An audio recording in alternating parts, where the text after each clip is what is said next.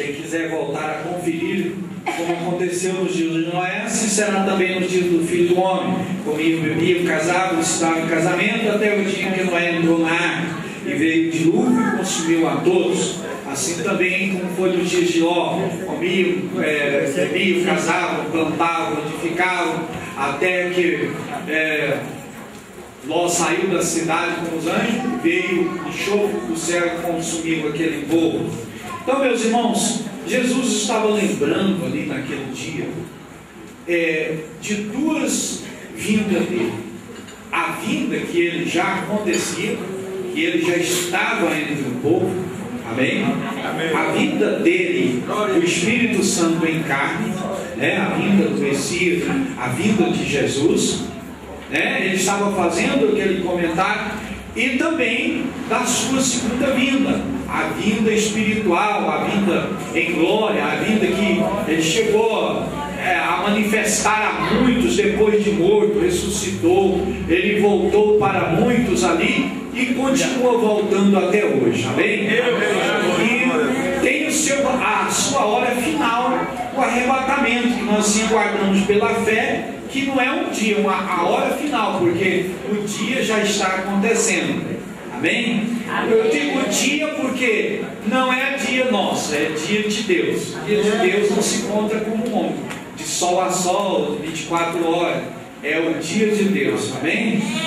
Então ele voltou ali para mais de 500 uma vez, voltou para os anjos, para os discípulos, voltou várias vezes, comeu com eles, depois desapareceu, né? Então, mas nós aguardamos Jesus ainda, como diz o hino. Então, meus irmãos, é um mistério, né? Mas nós aguardamos. Quem é crente aguarda Jesus. Então, meus irmãos, então o que aconteceu ali? Aleluia! Observamos milagres, a prova da presença de Deus, sinais grandiosos que há muito Israel não viu. Muitas maravilhas, muitos sinais, o cego vendo, o morto ressuscitando, o filho da viúva de Naim, também Lázaro, depois que já cheirava mal, a carne já em decomposição, ressuscitou, saiu da cova. Grandes multiplicações, pães do céu descendo ali no cesto, maravilha, muita criação, criando dinheiro na boca de um peixe, muitos sinais, prodígios, e diz que não foi escrito nenhuma, foi uma partezinha pequenininha que foi escrito, porque se fosse escrever tudo que foi realizado, diz que nós não conseguiríamos carregar o livro, amém? Então, meus irmãos, foram muitos os sinais, e Jesus pregando e abrindo os olhos deles, dizendo: olha, como foi nos dias de Noé, estava todo mundo em festa, estava maravilhoso. E naqueles dias que Jesus veio, certo? Estava poucos dias de paz, estava em paz, Israel estava em paz.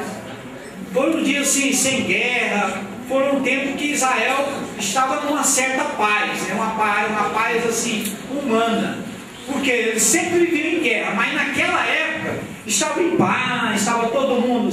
Foi bem esse dia que Jesus veio, certo? Esses dias. Então, Jesus falando, olha, então, falando de uma forma para que eles pudessem abrir os olhos, entender, certo? Porque Noé dizia: ó, Deus falou comigo, então eu vou fazer aqui essa arca, mas o povo não dava ouvido. E Jesus, fazendo os milagres, não era todo mundo que via. Muitos daqueles ali que estavam ouvindo Jesus falar, só ouviam o comentário, o barulho, o comentário. Por quê? Diz a Escritura que muitas coisas Jesus até ocultou-se, chamou no particular para fazer o milagre. Outros foi no meio da multidão, mas multidão, aqueles que realmente estavam com muita fé, acreditaram. Mas muitos não acreditavam. Tanto que os historiadores, que eram os mais interessados, como hoje fossem os repórteres, eles não interessaram. Um dos historiadores mais famosos da época, que escrevia tudo que acontecia, certo? Que foi José, ele escreveu muito pouco sobre Jesus, como se fosse um comentário aqui e ali que aconteceu na época. Então, o seu livro da história dos Hebreus, ele conta muito pouco sobre Jesus, muito pouquíssimo. Um livro mais grosso que a Bíblia, mas umas 2 ou 3 páginas apenas que fala de Jesus. E o historiador contou da Então era um barulho, várias notícias. Não, ele disse que ressuscitou um morto lá em...